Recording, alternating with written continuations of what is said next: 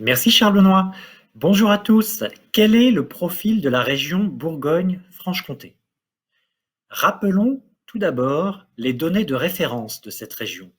Elle représente plus de 4% de la population française, plus de 9% de la superficie de notre pays et 11% des communes en France.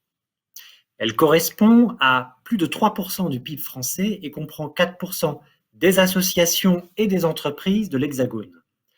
C'est une région rurale et peu étendue, avec une part importante d'ouvriers et de retraités, et une région peu dynamique sur le plan économique.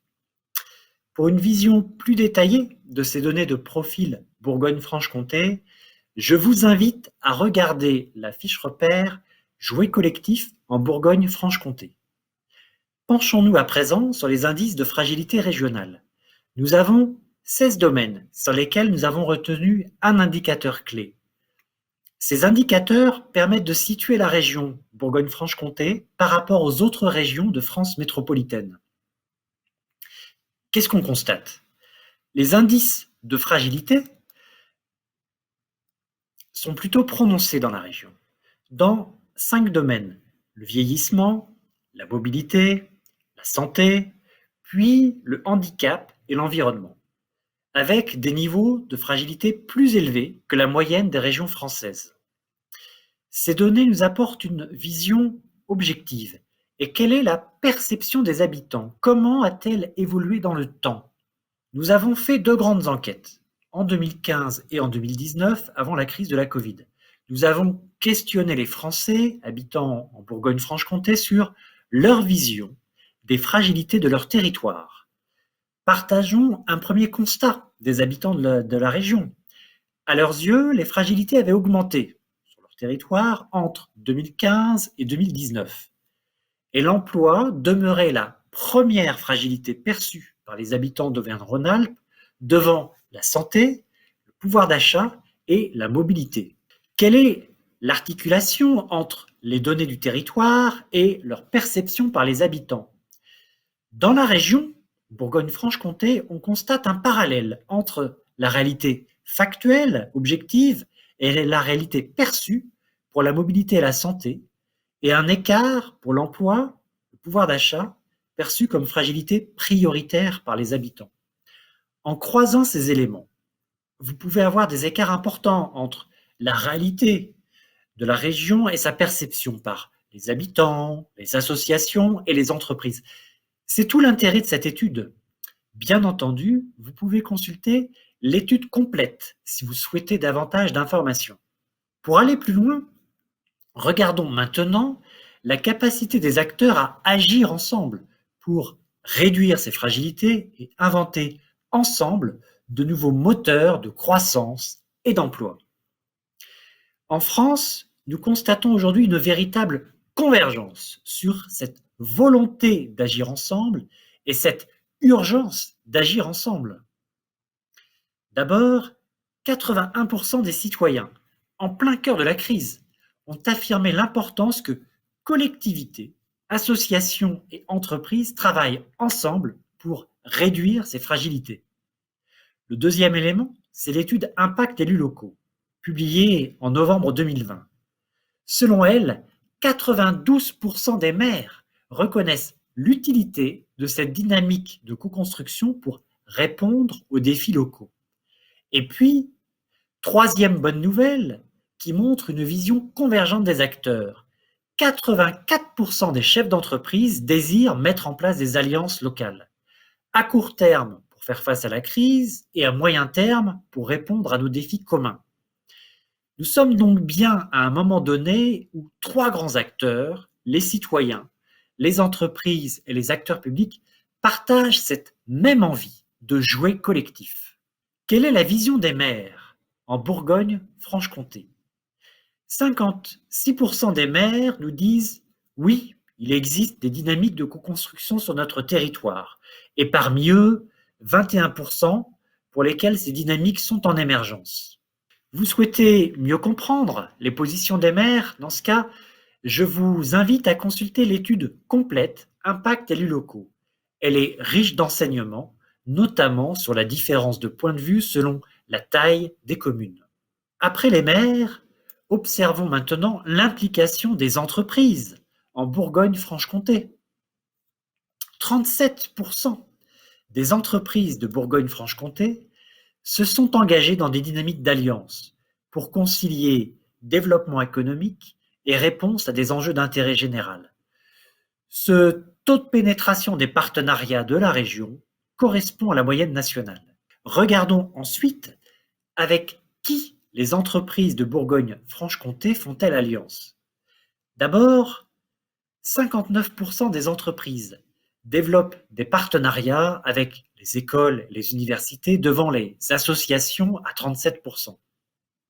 Puis 31% des entreprises développent ces partenariats avec les clubs d'entreprise devant les collectivités à hauteur de 26% et les structures d'insertion par l'activité économique à hauteur de 23%. Dans la région Bourgogne-Franche-Comté, les associations sont le deuxième partenaire des entreprises, bien après les écoles et les universités. Les pratiques de partenariat des entreprises avec les associations, avec 37%, correspondent à la moyenne observée dans les régions françaises. Penchons-nous sur la nature de partenariats développés entre les acteurs économiques que sont les entreprises et leur territoire. Premier élément, 64% des entreprises au niveau national recourent aux pratiques responsables, notamment les achats responsables avec des structures d'insertion par l'activité économique et des structures qui emploient des salariés en situation de handicap pour travailler sur ces dynamiques-là. Le sponsoring est aussi dans cette catégorie de pratiques responsables. En deux mots, il s'agit de s'appuyer sur le savoir-faire des acteurs de l'intérêt général dans des domaines comme l'environnement, l'insertion ou le handicap pour améliorer les pratiques de l'entreprise et le développement de la responsabilité sociétale des entreprises, la RSE. Depuis le milieu des années 2000, ces pratiques ont considérablement augmenté. En 2020, lors de notre étude, il est apparu une augmentation très significative du mécénat. Là où on était plutôt à 35%, on est monté à 50% l'année dernière, avec une dynamique intéressante. La territorialisation de ce mécénat et puis l'implication en mécénat de compétences des personnes, au-delà de la contribution financière ou en nature des entreprises sur ces projets d'intérêt général, pour répondre, par exemple, à des urgences. En 2020, des entreprises se sont mobilisées collectivement au sujet de l'éducation pour équiper des jeunes en matériel informatique. La troisième catégorie de partenariat pour les entreprises, c'est la coopération économique. Il s'agit d'aller plus loin pour associer des offres faites par les structures d'intérêt général ou d'insertion par l'activité économique avec les entreprises. Autrement dit, comment on répond ensemble à un besoin. En Alsace, les cafés Satie et les jardins de la Montagne Verte ont associé leurs compétences pour transformer et valoriser des déchets, les exodermes de café, en engrais agricoles. Et puis, la dernière catégorie de partenariat, ce sont les innovations sociétales. Il s'agit d'une catégorie en plein essor depuis le milieu des années 2000. C'est vraiment là où s'inventent ensemble ce qu'aucun des deux acteurs ne pouvait prévoir ou développer auparavant. Ces deux catégories de partenariat de co-construction, coopération économique et innovation sociétale se développent. L'alliance dynamique du groupe La Poste, depuis sa création en 2014, a d'ailleurs activement contribué au développement de ces deux catégories de partenariat. Il existe ainsi 4 modalités complémentaires de partenariat entre une entreprise et un acteur d'intérêt général pour répondre à des défis locaux. Alors, quels partenariats sont mis en œuvre par les entreprises de Bourgogne-Franche-Comté? Pour 52% des entreprises de la région, la pratique responsable est la forme la plus utilisée de partenariat, juste avant la coopération économique pour 44% des entreprises. Bien sûr, des pratiques plus locales, au niveau de Lons-le-Saunier, de Besançon ou de Macron, sont les mêmes. Et c'est intéressant de rentrer ensuite dans des spécificités locales. En Bourgogne-Franche-Comté, les entreprises privilégient les pratiques responsables et la coopération économique. Alors, comment structurer le jouet collectif en territoire qui peut jouer un rôle pour favoriser ces dynamiques collectives. Depuis une décennie, on a vu émerger 4 démarches d'ingénierie relationnelle. On a vu émerger 4 démarches d'ingénierie relationnelle pour répondre à ce besoin de jouets collectifs entre organisations d'univers différents.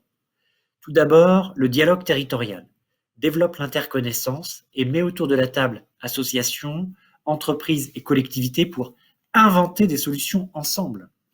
Ensuite viennent les expérimentations collectives. Comment peut-on répondre pour faire émerger ensemble des réponses innovantes? Apprendre à faire alliance n'est pas une évidence.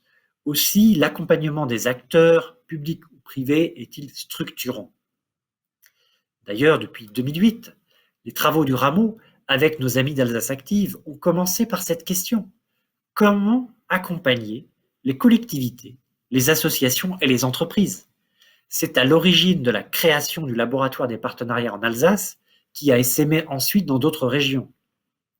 Enfin, le 4e dispositif qui structure ces dynamiques collectives, c'est la gestion de lieux, de tiers-lieux.